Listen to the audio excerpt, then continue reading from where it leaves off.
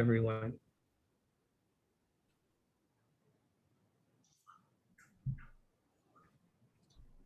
This morning, excuse me, this morning I'm going to talk about interconnectedness, how interconnectedness is something that we can all experience. It's not just an idea or just philosophy. It's something that we can deeply experience for ourselves. And I'm going to talk about an impediment I have found to being able to deeply experience interconnectedness. So this idea that everything is connected, it's pretty basic in Buddhism. And if you've been around a lot, you're probably very familiar with it, but perhaps it's a new idea to you. I'll just talk about it very briefly. There are two perspectives from which we can look at our reality, or perhaps it's our perceived reality. And we call these form and emptiness. There is form, the way of looking at the world in which it is made up of solid objects. Individual people, things that are separated from each other. And then there is the aspect of emptiness, where things don't have an independent existence. From this point of view of emptiness, things are empty. That doesn't mean they don't exist. They are empty of a separate self. This cup does not exist on its own. It's part of everything that is. Saying it's a separate thing from this point of view is something that we do kind of arbitrarily. The same with individual human beings. So you can call this emptiness, but interconnectedness is a much more positive way of stating this. Everything exists, no separate self, but together it is all here. And it's quite beautiful. And if it's interconnected, I am you and you are me. And from this understanding arises deep compassion. And there's that question that's bothered me for a long time. If everything is empty, why do we have compassion? Well, if we call it interconnectedness, it's pretty easy to see why compassion arises from it, is consistent from it. We're all interconnected, we're all the same. Your well-being is as important to me as my well-being. And a very important principle of interconnectedness is that nothing is excluded from it. We can't get the good stuff and push away the bad stuff and be happy that way. From the conventional point of view, the world of form, sometimes that works, sometimes that's necessary. But from the ultimate point of view, the interconnectedness point of view, nothing can be excluded. And one way that's illustrated is the idea of Indra's net, which many of you are familiar with. Kind of a metaphor. There is this endless, infinite net with a jewel at each intersection in the net, and every jewel reflects every other jewel in the infinite net. So no jewel can be left out. Every jewel is reflected. So if we don't accept and see everything in the universe, we can't have a true picture of reality. Things will be out of balance. The third patriarch, Sung San, said in the 6th century, to come directly into harmony with this reality, Just simply say when doubts arise, not to. In this not to, nothing is separate, nothing is excluded. And Hongzhi in the 12th century said, senses and objects merge, that is, no separation between the perceived and the perceiver. Principle and wisdom are united. When self and the other are the same, mind and dharmas are one. When you face what you have excluded and see how it appears, you must quickly gather it together and integrate with it. So Hongzhi is telling us what to do if we've excluded something. Gather it together and integrate with it.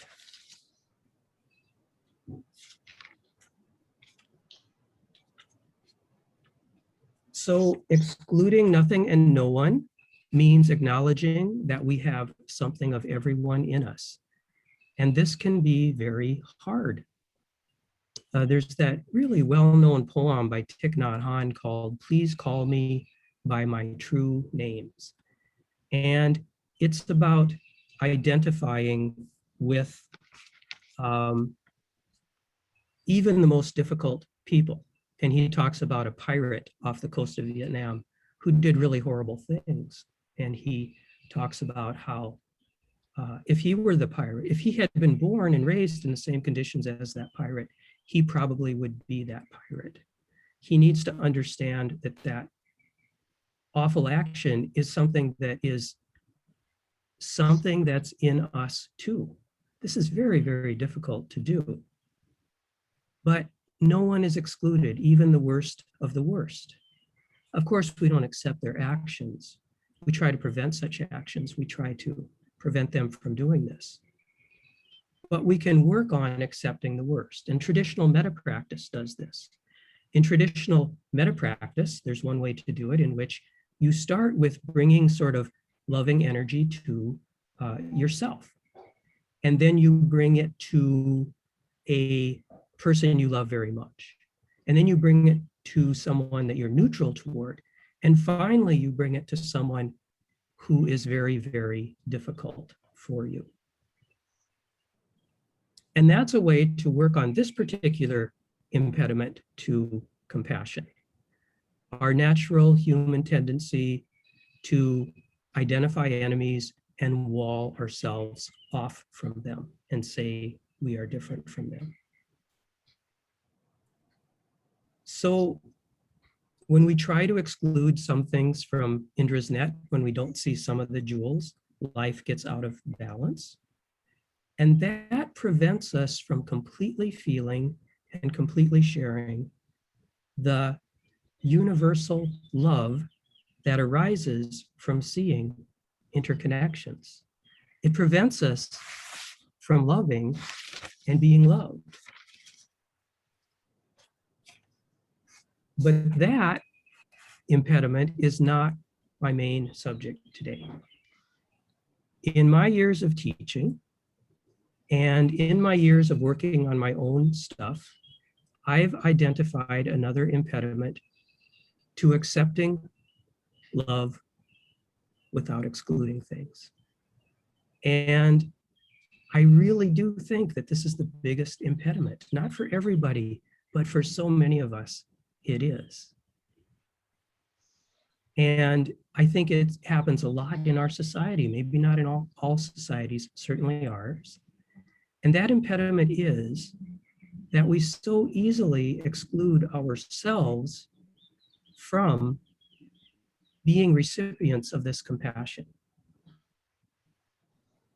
And that's what I'd like to talk about in my remaining time this morning. And what does it look like to exclude ourselves? Well, we may have the greatest compassion for the people we love, neutral people, maybe even people who are very difficult. But something in us says, but me, I have to be held to a different standard. I'm just terrible. Does this sound familiar at all? I'm such a problem. I'm so selfish. I'm so imperfect. I need to be really hard on myself. I need to be guarded somehow. If I let down that guard and just kind of accept universal love, something bad's going to happen here. Do you see the imbalance of that? Do you see how ridiculous that is on the surface? I'm somehow different. I'm somehow worse than everyone else. So bad that I need a special standard.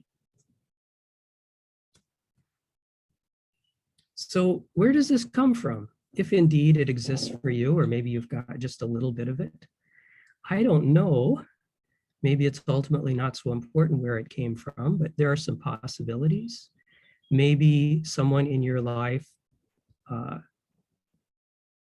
told you, indicated to you somehow that you weren't worthy of love. Maybe you had a really difficult person in your life. There could be societal factors. We get messages based on things like race, gender, body type, all kinds of things where we get feeling put down. It may be a misguided idea that putting ourselves down somehow helps others. If I can just be really hard on myself, then I will really be able to serve other people well.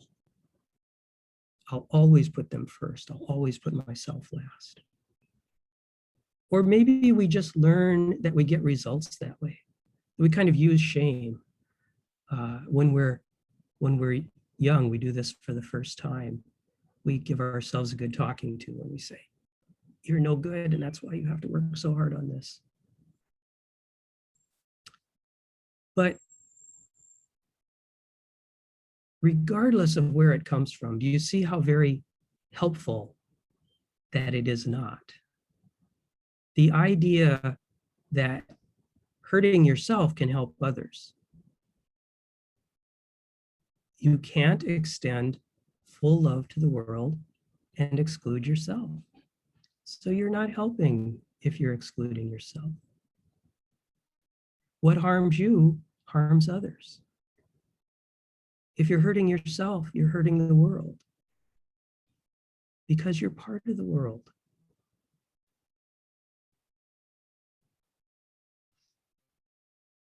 For example, maybe you work yourself to the bone serving others.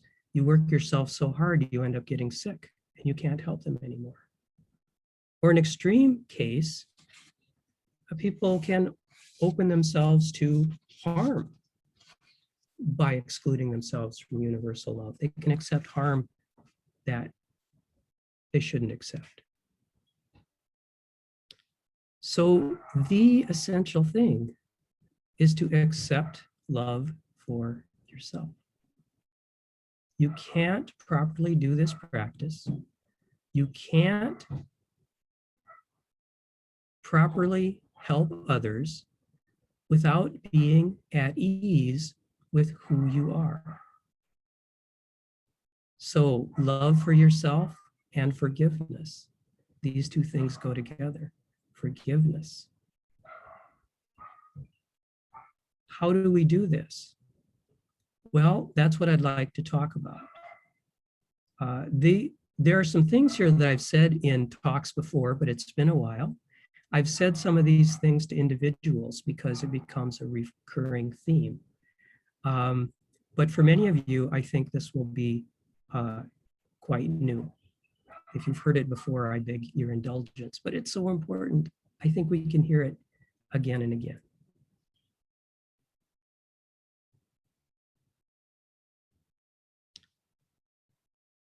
So the most superficial way to look at how to do this, but it's still helpful, is to convince yourself cognitively with your thinking mind of the wisdom of accepting love. You say, it doesn't do anyone any good to dwell on past mistakes or failures. You do want to be honest about mistakes and failures, and I'll talk more about that later.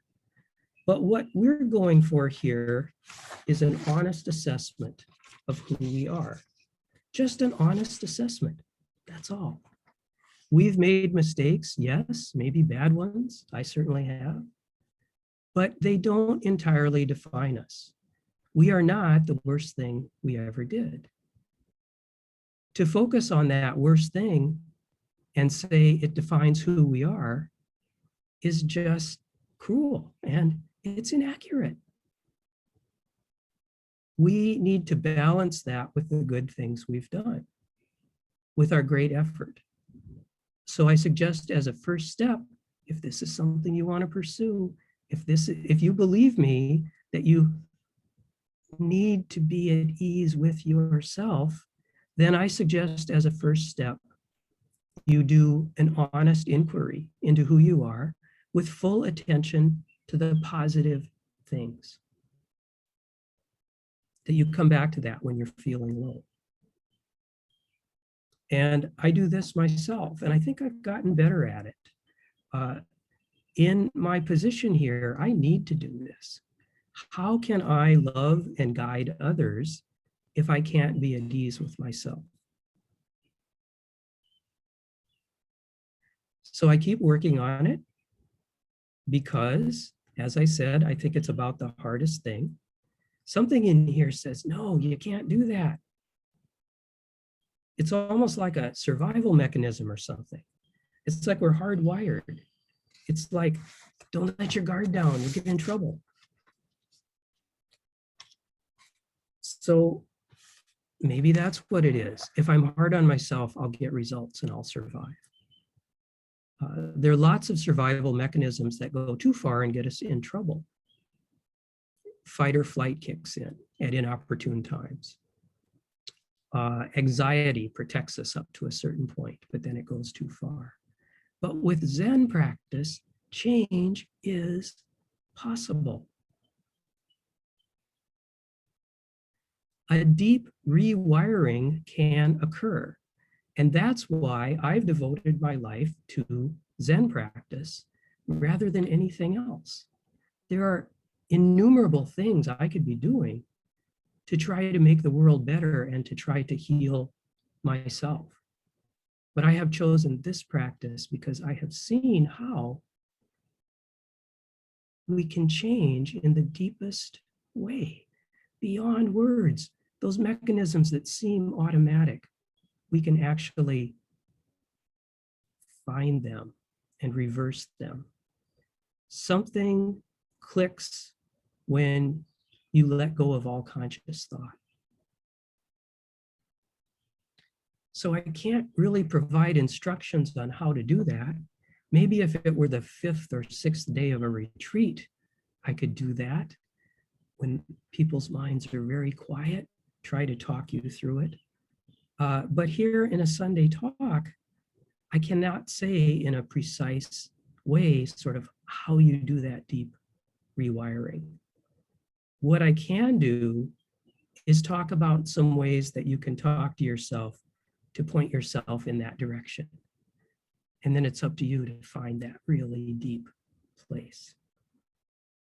And the main principle, the one I've used before, I call this principle, my grandma was right about me. My grandma was right about me. Maybe you get that. Maybe you know where I'm going here, and I don't have to explain the whole thing. But I will. But I will. It's about accepting unconditional love. So I'm going to talk about my grandma, Grandma Carpenter. Her name was Celia. I think she was born in 1900. She had an 8th grade education. She lived on a series of farms, little farms, her whole life, really poor, really lived off the land. Until when she got really quite old, she and my grandpa moved to town. And after they moved to town, my brother Jim and I, we worked at a local nursery, we worked with plants, and we got an hour lunch break. And so once a week we would go to her house. We had this standing invitation to go to her house for lunch. And she always made 2 pies, which was really good.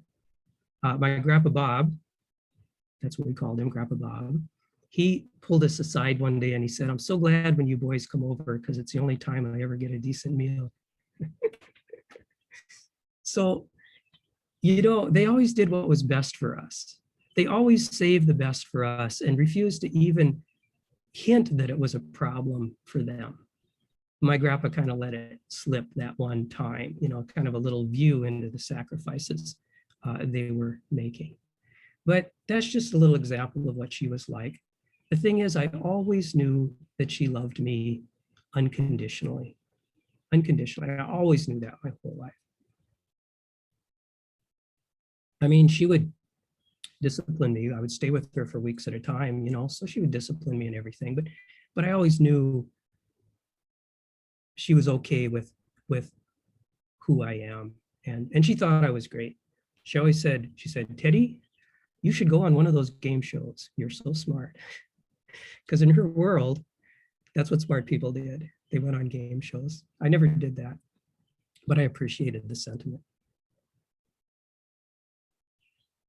So when I'm down, I think of that unconditional love. I don't really think of it. I let it in. I feel it. I let it kind of wash over me. And I do my best to accept it, to honor my grandma by doing what she wanted the most for me, which was for me to be happy. That's what she wanted. The best thing I could do for her is to accept that and be happy myself. She wasn't wrong about me. I have a good heart. She thought my good heart defined me. I choose to believe her. So that's what you can do. You can think of someone in your life who has given you unconditional love, and you can practice accepting it. You can honor that person by accepting it. And you can find someone, not everyone has or had a grandparent like that. Some folks maybe never even really knew their grandparents, but surely you can find someone, a teacher or a parent or a friend or an aunt or uncle.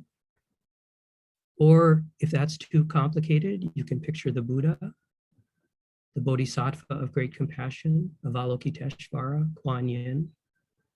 Accept their infinite love. Work on that. Or a similar exercise is pick someone for whom you have unconditional love. And it could be a child, could be a grandparent or a brother or sister, could be a baby, could be your dog or your cat or your iguana. And in meditation or just in a quiet state of mind, you can extend that love to them. And finally, bring it back to yourself, because it's the same thing. It's the same thing. You can bring it back to yourself. You can receive it. Giver, receiver, and gift. Those differences go away. You're part of it. You're part of it. Let it in. And with a strong meditation practice, you can learn in meditation to catch yourself when you're operating in that way, when you're repeating that old story, I'm no good, people won't love me. And you can intervene and you can start to build a new story. And you can do this 1,000 times, and you can do this 10,000 times. Wear down that old story, that old tired story that you've been dragging around. You can wear it down. Take your place in the universe where you belong with all other beloved creatures. not putting yourself above others, but taking your place with them. Only by taking your place with them can you truly help them.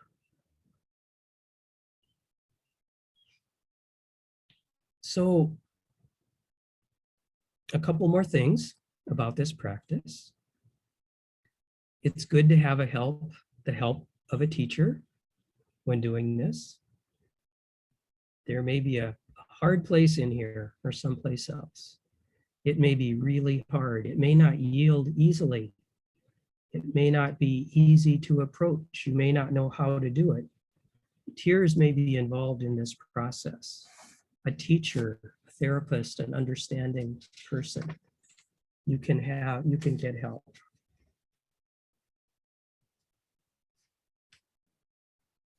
And I have to add one little, warning about self-acceptance. We can't let it,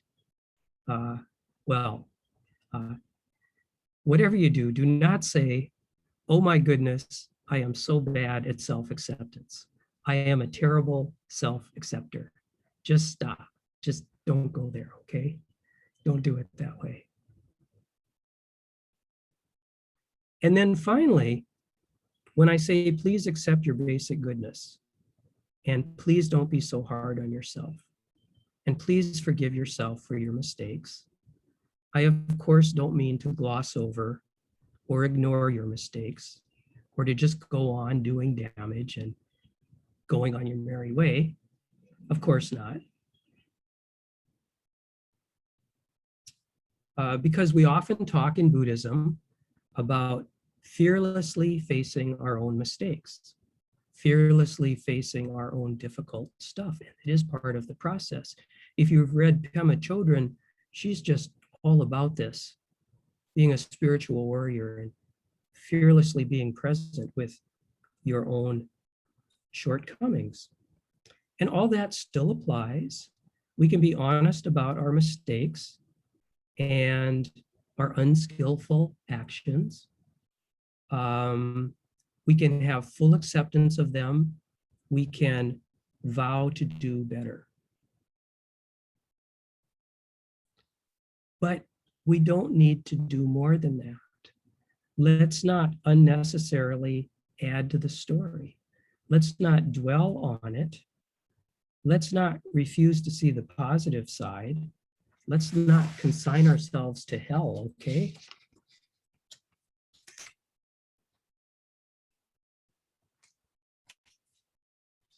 And I work on this myself. I need to be careful about this. As guiding teacher, I'm in a position of authority. I make decisions that really affect people. I can't ignore the reality of that. And we have this tradition in Zen of kind of elevating the teacher, and all of this could be kind of a dangerous combination. So I need to constantly examine my own behavior. I need to see my mistakes. I need to own up to them. Because if I start thinking, ooh, I'm really something, I could do a lot of damage. Fortunately, I seem to get frequent reminders that I'm not really something, and I'm grateful for that. Sometimes initially, no, but in the end, yes. But from the perspective of interconnectedness, of not excluding anything, I can do both. I can examine my behavior, take care to do the right thing, own up to mistakes, not get a big head, while not letting that honest review tip over into some kind of self-hatred or something. I can accept and deal with my shortcomings while also taking my place in this loving universe alongside all creatures deserving of love. I can be at ease. I can be at ease. At least I can work on that. And I'd like to end with a brief guided meditation. And as I said, there's a metta meditation that begins with love for myself, then a person I love very much, then a neutral person, then a difficult person. And I think the idea there is that it's easiest to start with kind of our own self-interest and then work our way out. But it's hard for some people to start with the self. Sometimes that's the hardest part, maybe for reasons I've identified. So I'm going to reverse it a little bit, and I'm going to start with all beings. So for this guided meditation, please settle in, sit up straight if you can, and close your eyes most of the way. Take a deep breath.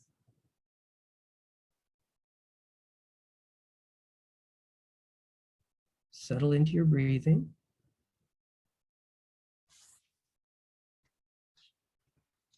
Take a moment to feel what it feels like to be sitting here.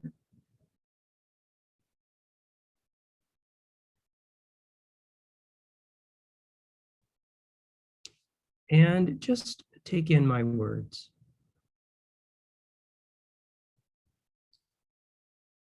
May all beings feel the joy of interconnectedness, love, and acceptance.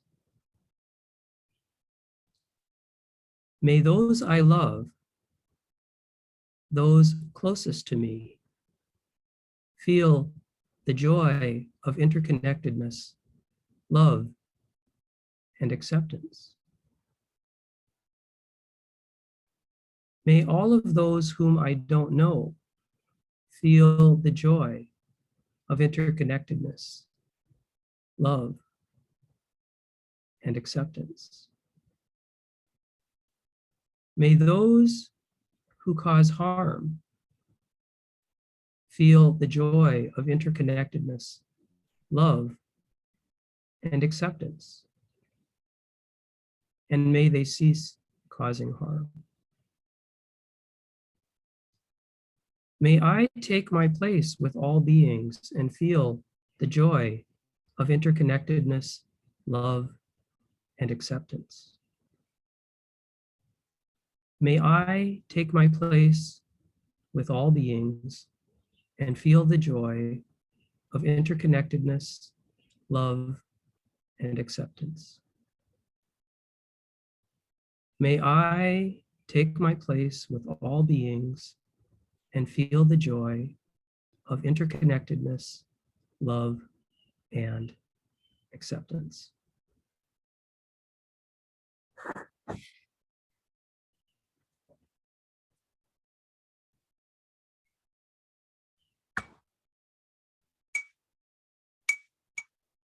That was the bell.